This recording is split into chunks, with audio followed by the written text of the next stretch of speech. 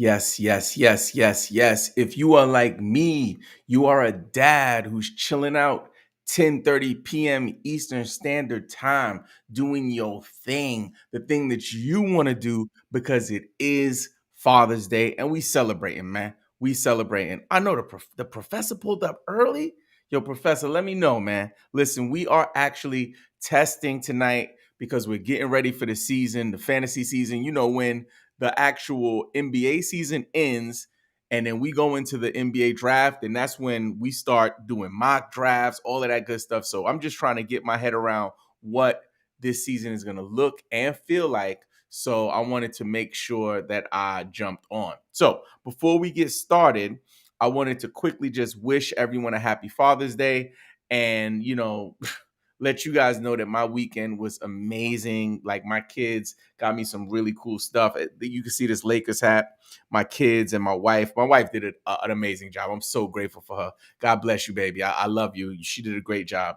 They got me this one too. And these are not really like colorways that I would typically rock with. But anytime you can get like that under brim with a fancy color, we got to go for it. And then I grabbed these, which are really cool. Just some NBA, some NBA daggone license plates. I saw them and I was like, what? How much? They were like marked down by like 99%, yo. I should grab more, and I think we're just gonna redecorate the studio. So I see we got the professor here. I want to make sure that I'm respectful of his time and try to get him in here. Let's see how that looks and sounds. Let's jump in. Professor, are you there? Yeah, yeah. Can you hear me, Rob? Oh, you sound great, man. How are you? Oh man, miss you, buddy. I miss you too, man. Thank you for jumping on, man. I'm trying to test out some technology to see how we're gonna do the show, and I think a part of it is gonna be every time I go live, I'm just gonna invite any and everybody. You just pull up if you want to pull up. That's fine. That sounds great. I just got the invite. It was easy as pie, just getting on here. So yeah, thanks for the invite, and it's good to see your face, man. Yeah, happy Father's Day. Happy Father's Day. And I think if you are not on video, then it just makes it like a call-in thing. So I think that's a really good thing to know too, so that people can call in and just kind of have a conversation. So that's dope. Cool. You're not seeing your any images of your screen on the screen. You just see me right now, right? I just see you. Yeah, and I Very don't cool. have my camera on, just the microphone. So yeah, I could probably turn my camera on, but I'm not sure what that would do to the feed. So I'm Nah, happy let's just to keep it watch like you. this. Let's try it like this, and let's jump right in, man. So you heard the news, I'm sure, about Bradley Beal. Yes, I did. What's your first reaction? Let's talk strictly NBA wise, Yeah. and then we can talk a little fantasy as well. What do you think is so far? I'm a little confused. To be honest, I don't know what Washington's doing. I mean, part of me feels like they may try to take Chris Paul and just turn him right around or something. Yep. Um, I don't. What is he? 37? Going Mm-hmm. to be 38 this season. Mm-hmm. Um, I don't get it, and I think the rest of the pieces are kind of negligible. I mean, second round picks are second round picks. The pick swaps. I can't imagine Phoenix finishing behind Washington this year, so I don't think the pick swaps are real. Mm-mm. I mean, I could be wrong, but I think again negligible. And then Shamet he's just a small piece, and they have all those small pieces. So for the life of me, I don't know what they're doing unless it's a complete rebuild. Um, Yeah. It but screams rebuild to me. yeah, and complete total rebuild. And in the end, I feel like, I mean, I know there's extenuating circumstances, but I think I was shocked to see Beal moved for that little. Mm. I just think I read something about maybe it was the no trade clause that played into this. Um, don't fully understand how that would compromise his overall price, but I know there's also some questions about in Phoenix, like what is his role going to be? Yep. So and I don't know. I don't know how you feel about. I mean, I love Beal as a player, of course, um, but I don't know. KD, Beal, and Booker. I sort of see Booker and Beal in the same types of role. And I could be wrong. I could be wrong, but I think that do you have a true point guard who's going to run point? Is that going to be Booker? Who's going to be the playmaker? Yep. That's what I'm kind of wondering about with Phoenix. I mean, could they? This could be a great move for them. They could get better, um, but I could also see them just treading water. Um, this I don't see it as an honest replacement for the point that they are going to lose with Chris Paul, even though he's getting older. Yep. Yeah, I'm with you on that, Bill. I think really I wasn't really shocked or surprised as much about the trade. I'm more shocked and surprised about the assets. So if DeAndre Yeah, Ayton was included in the trade yeah, somehow, or more, I guess relevant long term piece was included, then I think it would have been like, oh, okay, I see what they're trying to do. They got a young center. They're trying to rebuild. Really, right. if you can see the title of the title of the video is Father's Day special. Bradley Beal traded away for free because it That's feels like it feels like it that. was a salary dump. Yep. Let me just, because I got the numbers here too. I'll share them with you. So, Okay. he just signed this 5-year deal for $251 million in Right. 2022. His contract includes a $57.1 million player option in 26-27. So Woo. for 22-23, he got 43 million. Right. 23-24, he's scheduled to make 46 million. 24-25, 50 million. And then, like I said, 26-27, $57 million. So then the other question is, you are at Phoenix, speaking for Phoenix, you are Yeah. comfortable with locking yourself into this long-term deal with Bradley Beal because fact of the matter is there's a no trade clause. Right. You got to be comfortable with it. You got to be he's comfortable with it. he's with you. Yeah, Yep. you married now. You're married That's right. now, right? So my That's right. question to you is, do you what do you think their ceiling is in the short term, because they're invested for a 3-year window with KD, maybe really with KD. I think Booker, if they can secure him in a really long-term deal, that he has a number of years left. But what do you Right. think their ceiling is for the next 3 years? I mean, ceiling for next 3 years, if they can really get a chemistry going between these three superstars, I mean, they could be title contenders in this next 3 years. So ceiling is, I really think that ceiling would be, flirting with championship games in the not so distant future. I think it's not going to be an easy, you know, year next year. Um, but 2, 3 years down the road, I mean, if they can really figure this out, because I love Beal, I love Booker, I love KD, but we saw what happened with KD, not meshing with others in Brooklyn. Um, when you had those three superstars, and I remember the feeling, oh, we're going to win it all, and you got, and it was just a mess. So I guess a lot of it just sort of, I'm going to reserve judgment until I see what the coaches are going to be trying to do in terms of this chemistry and in terms of what role they're going to have Beal come in and try to play. Yep, Um, I do think that they're, at first it's going to be Beal trying to find a role because KD and Booker, I think, are firmly established in their roles. absolutely, Um, yeah. absolutely. And I think, but knowing that you're married, knowing how You much money he's married. going to make. Yeah. And I think that Beal is like, I do think he's going to try to make the best of this opportunity after all those years being loyal, in Washington.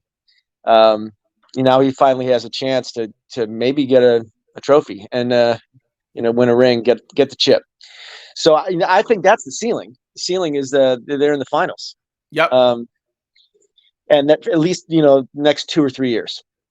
I think the way the NBA is moving, the current climate for competing teams in the NBA, that I don't know if dynasties will be a thing for the next, 5 or 10 years. Honestly, I could be wrong, Yeah, but just looking at over the last few years, we're having a lot of one and dones.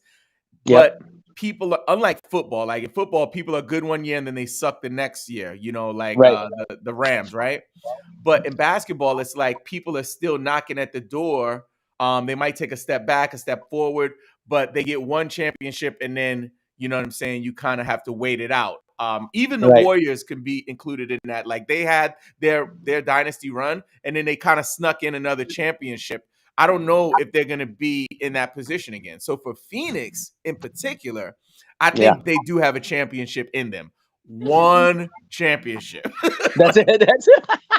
That's If it. and somebody's got to get injured. Everybody has to Yeah. be healthy.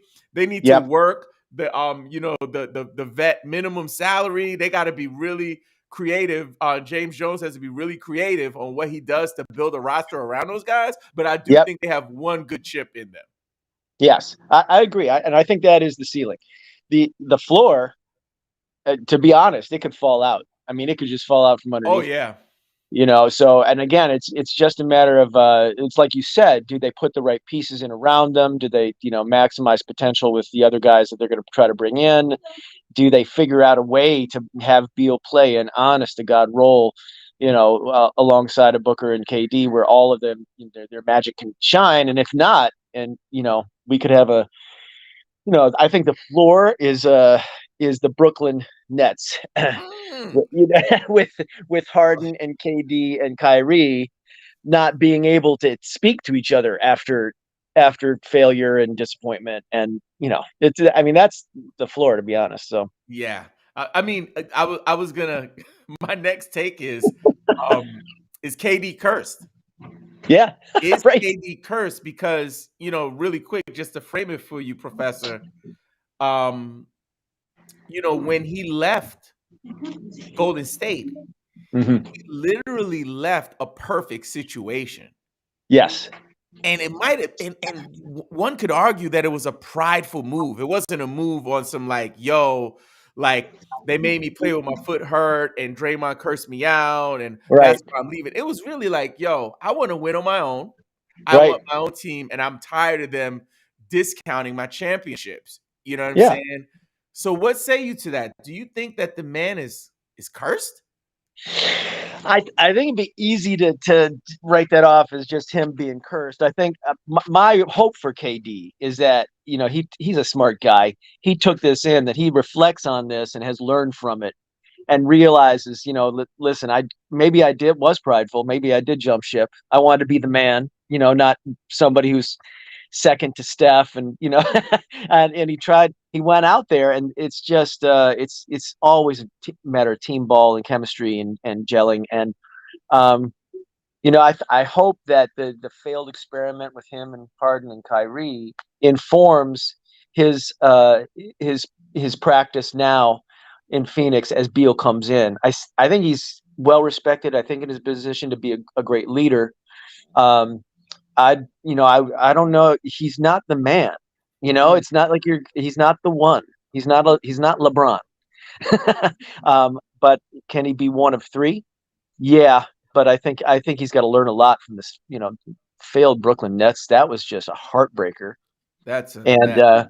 yeah, and I'll tell you what, if he did not learn from that experience, if we get a repeat of this in Phoenix, then yes, he's cursed, and it's his own Eh, doing. And all it's his right. own doing. So I want to make sure that we take some time to talk fantasy implications if we can. But before we do that, I want Yeah. to take a minute to talk about Underdog Fantasy. Okay. Underdog Fantasy is the best place to play fantasy sports, including best ball, daily drafts, and pick 'em. Start drafting in minutes for a shot at big cash and an enhanced game watching experience. Did I mention that the cursed man himself, Kevin Durant, and Mark Cuban both invested in Underdog? Once I heard about those cosigns, I had to spread the news. Sign up today and use the code GamePick, and Underdog will match your first deposit up to $100. Nice. It's like getting free money. Don't miss out on your chance to double up from the jump. To sign up, just download the Underdog Fantasy app on Android or iOS. Now, with no further ado, fantasy. Here we go. Woohoo! Here we go, Professor. All So right. I'll let you start. it's going to be a little hard for us to talk Wizards, in my opinion, because I don't know what's going to happen. I think both Kuzma and Porzingis are free agents, I believe. I could be wrong there. I can look it up while we're talking, but I don't know if that roster is going to look the same. But we can talk a lot about Phoenix. What do you think is going to happen fantasy wise? What happens in terms of draft position for these three stars? But also, how do you think they'll coexist on a fantasy level? Well, I think my first instinct was that some people were going to be worried that Beal was going to bring down value from Booker or KD in terms of shot creation. How many shots are there? But the more I think about it, I don't expect big movement at all. As a matter of fact, I expect their average draft positions to pretty much stay consistent. I don't see a ton of movement. I mean, they're all fabulous players. I think they're all definitely top 40 players in terms of this draft, and probably higher. Um, and I think you're right about Washington. There's nothing we can say yet. It's not going to look like this at all. I mean, the roster could be, completely different than what we're seeing. So I think that's going to be the big question mark. But my hunch is right now for Phoenix is that in this next couple of weeks, we don't see that much movement. That the average draft positions stay type, static, sort of where they are. Um, and it's going to take a little while. I think some of the people who do like really accurate projections. I mean, I follow Josh Lloyd a lot. Um, in terms of the projections, how do their projections change? My hunch is not that much. I still think KD is going to be, um, the first one off the board. I think Booker's going to be the second, and I think close third. Beal will be coming off the board after Booker, and that may be the one change. As I think in previous years, I've seen Beal go before Booker. Um, but I do think it's going to be that order. I think it's going to be very tight. I think KD is going to be top 10 coming off the board, and I think that uh, Booker will be second, Beal will be third, and they'll be in the top 25. Hmm. I think I might disagree with you on Beal. Just Okay. so for KD, I agree. I think that name value, reputation, like people are drafting, Kevin Durant in the first round. Like Yeah. it doesn't matter. Like Jesus could join the Phoenix Suns and they would still Still draft take him in the top 10, right? Yep. And I think Book, because of like him being so young and still growing, he's still getting better. He's like moving up, right? So I think he might stabilize and kind of stay where he is. But for Beal, and we play in some leagues together, and I'm sure you're noticing this over the last couple of years. Like he had a really big year, and then the next year he went really high. And Yep. then after that, he had some injury concerns and he started dropping in Yep. drafts the last couple years. And Yep. I think because of this move, he's going to be in the equation. If you look at the Durant joining the Warriors, where we had Durant, we had Curry, and we were like, Clay, somebody's going to have to, not Take a back eat. seat. And it was Yep. Clay. I think he's going to be the Clay in this situation. Remember Yeah. this. Before Kevin Durant landed in Golden State in the fantasy world, Clay Thompson was that guy. You know what Yeah. I'm saying? And I then remember. after that, a series of injuries, and it kind of led him to a place where he's not a top fantasy guy anymore, right? So I Right. think that Bradley Beal this season will drop a little bit, and depending on his performance, the trend may continue where year to year he's just going to not be looked at the same way that he was when he had that breakout season. Yeah. Do you still believe he's a top 40 player?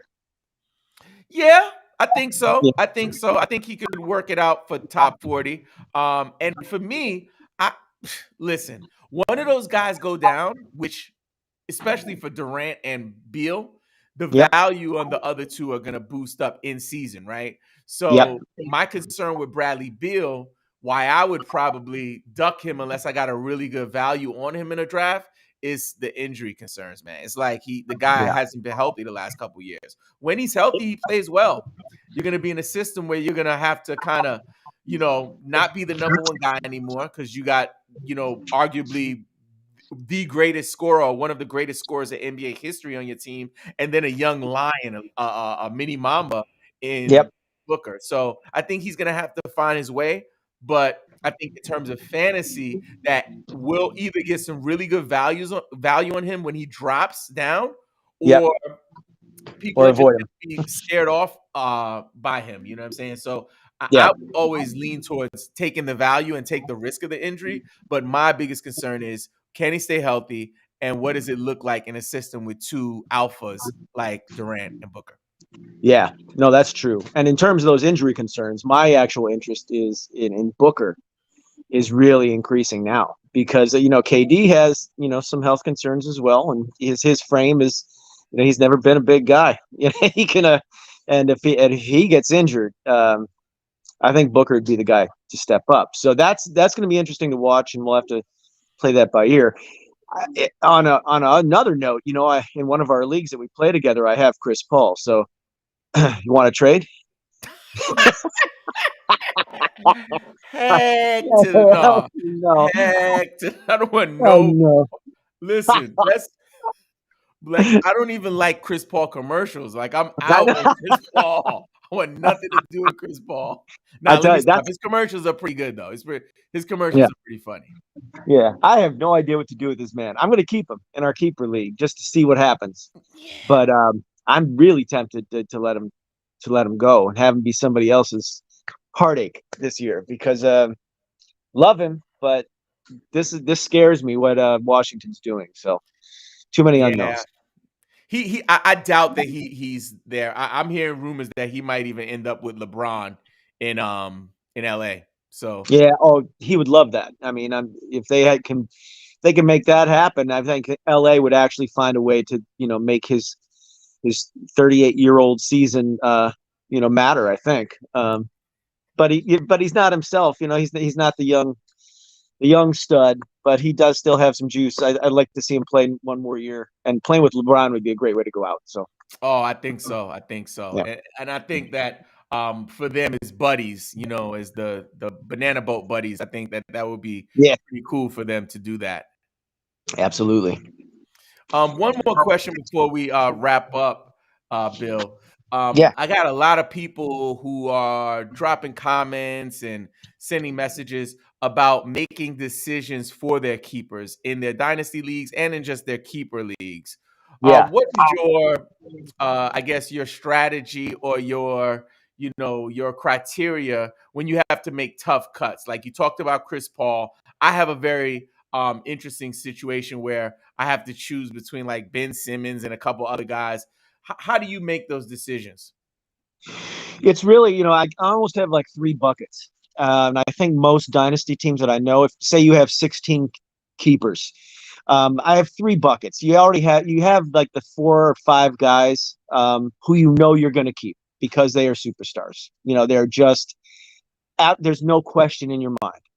And then there's the middle bucket, and these are guys who, to me, um, have to have a very high floor, right? So that they have a role. You know what their role is. It's clearly defined. There's not a lot of questions.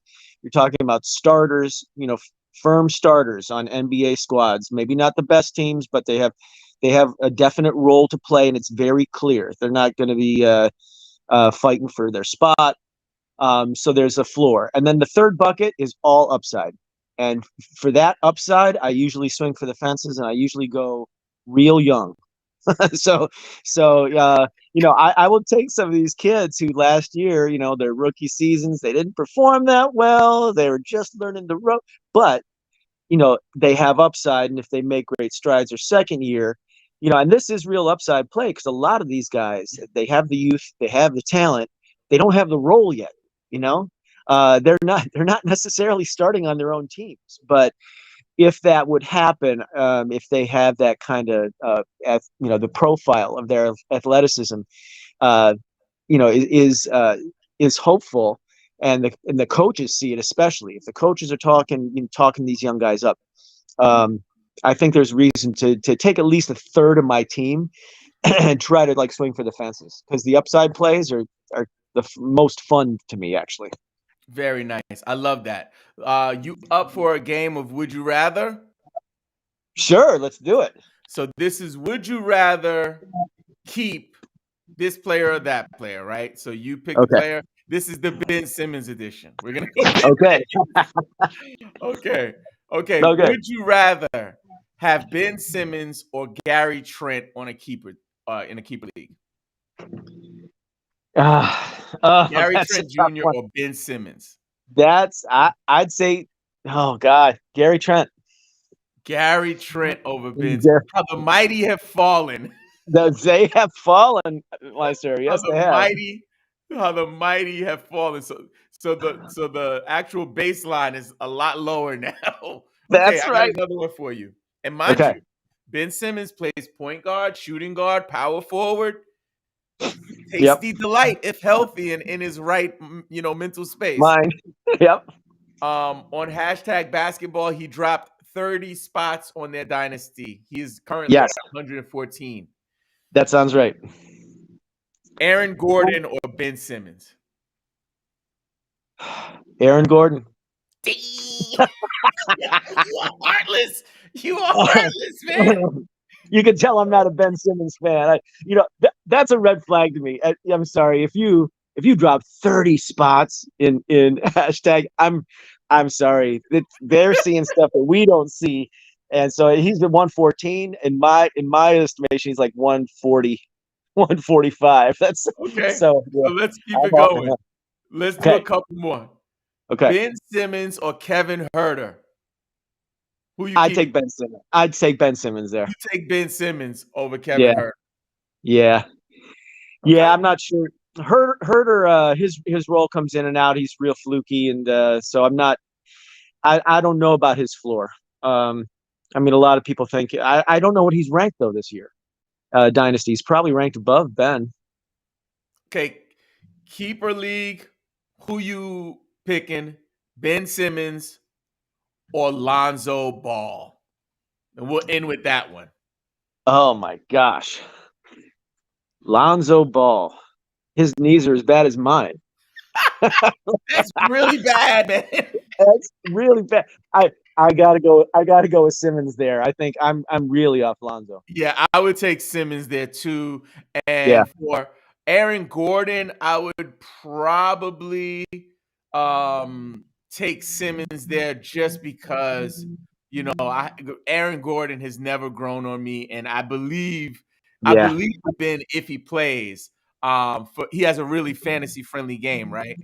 Yep. Um, Gary Trent, I think I might hold Gary Trent over Ben Simmons. And Gary Trent is 24 years old.